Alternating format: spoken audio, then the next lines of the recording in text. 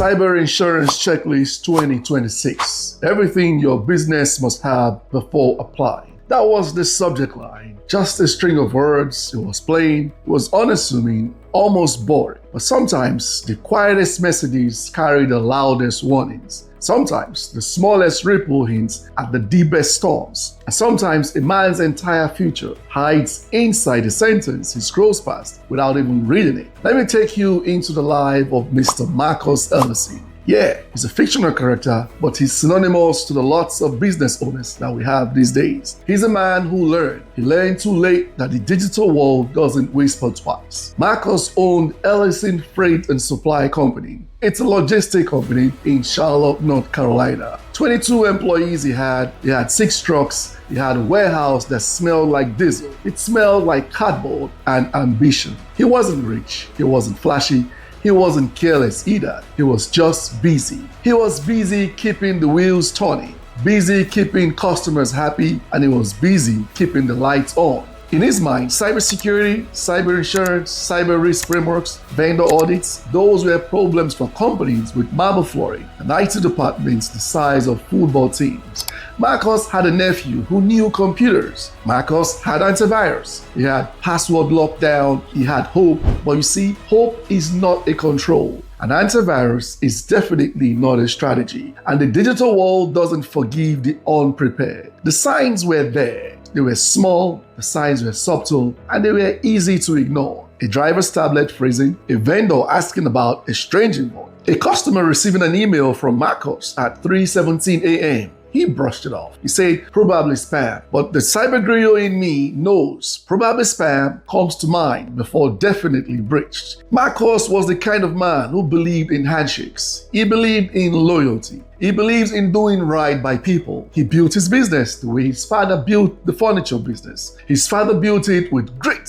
He built it with stubbornness. And I believe that hard work could outmuscle any problem. But you can't outsmart malware. You can't negotiate with ransomware. You can't charm your way past a digital lock. And Marcus didn't know that yet. He didn't know that cyber insurance carriers such as Shaw, AIG Cyber Edge, Travelers Cyber Risk, Baisley, BBR, Hiscox, Cyberclear, AXA XL, Collision, Zurich, Liberty Mutual, the Hartford, they all raised their requirements for 2026. He didn't know that the world had shifted beneath his feet. He didn't know he was already in danger. The week before the breach, the office Wi-Fi kept dropping. The accounting software lagged. The shipment dashboard, it flickered like a dying bulb. Probably the ISP, Marcus had said, but the hum beneath the surface grew even louder. Then Tanya, his operations manager, walked in holding a printout. Did you approve this vendor onboarding form, sir? She asked. Marcus frowned. He didn't recognize the platform. He didn't remember signing anything whatsoever. But there was his digital signature. It was clean, it was perfect, it was crisp, and definitely it was forged. Must be a mistake, he said, but mistakes don't replicate themselves. And this one had already spread. Friday morning, 6:42 a.m., Marcus arrived early, coffee in hand, ready to catch up on his paperwork. He opened his laptop. The screen went blank, then it became red. Then the message appeared. The files have been encrypted. Your network has been secured by us. To restore access, you would need to pay 19.4 Bitcoin. Oh my goodness. He tried to breathe. He tried to reboot his computer. He tried to deny what he already knew. But the message stayed. It stayed everywhere. It stayed on the server. It stayed on the shared drive. The dispatch system had it all splattered on the screen. The accounting software, he checked the backups. There were no backups. Not anymore. You see, the attacker had been inside for weeks. It's been patient, it's been quiet, it's been methodical. They mapped the whole network. They studied his habits. They learned his reading.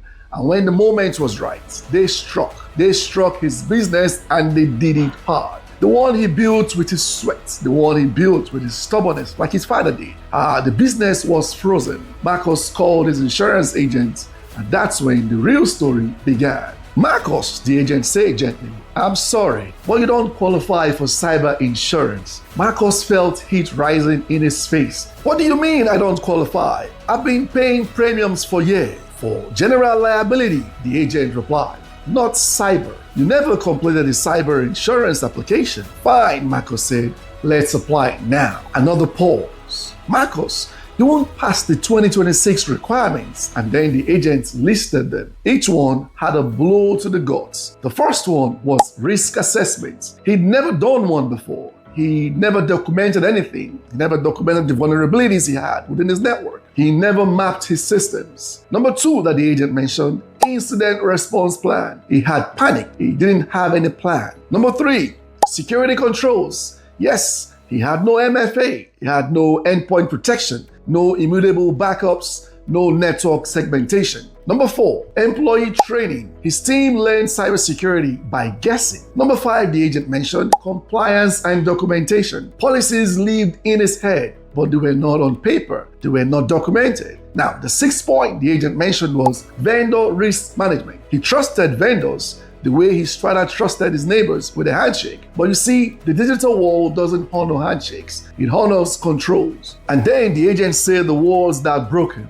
Marcos, even the most flexible carriers, the Collisions, the Zurich, the Liberty Mutual, they won't touch a business without MFA and documented incident response plan. He felt the floor drop beneath him. That night, Marcos sat alone in his dark office. The trucks were parked, the warehouse was silent, the ransom notes glowed like a wound on the screen. He whispered to himself, I should have listened, but listened to what? To whom? The warning had been there, in the glitches, in the strange voices, in the late night email. But Marcos had been too busy. He'd been too busy surviving to hear them. So the cyber griot in me had to speak up, not to shame him, but to illuminate the part he couldn't see. Because every breach is a story, and every story has a lesson, and every lesson becomes a verse in a long song of resilience. Marcos, at the end of the day, didn't pay the ransom. He hired a cybersecurity firm. He rebuilt his systems. He restored what he could. He mourned what he lost. It took weeks here.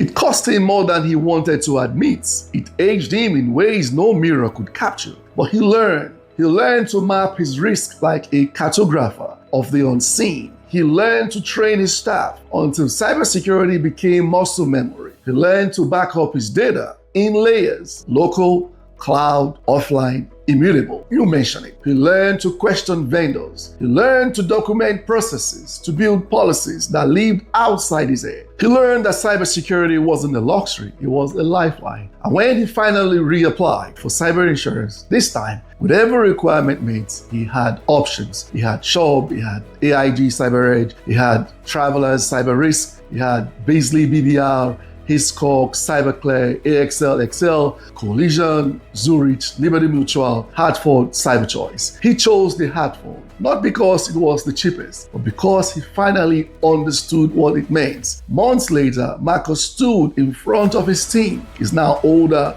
he's now wiser, he's now steadier. He held up a printed sheet of paper titled Cyber Insurance Checklist 2026. Everything your business must have before applying. He looked at his employees, people who had stood by him through thick and thin, and he said, this is not just a checklist, it's a story. It's our story.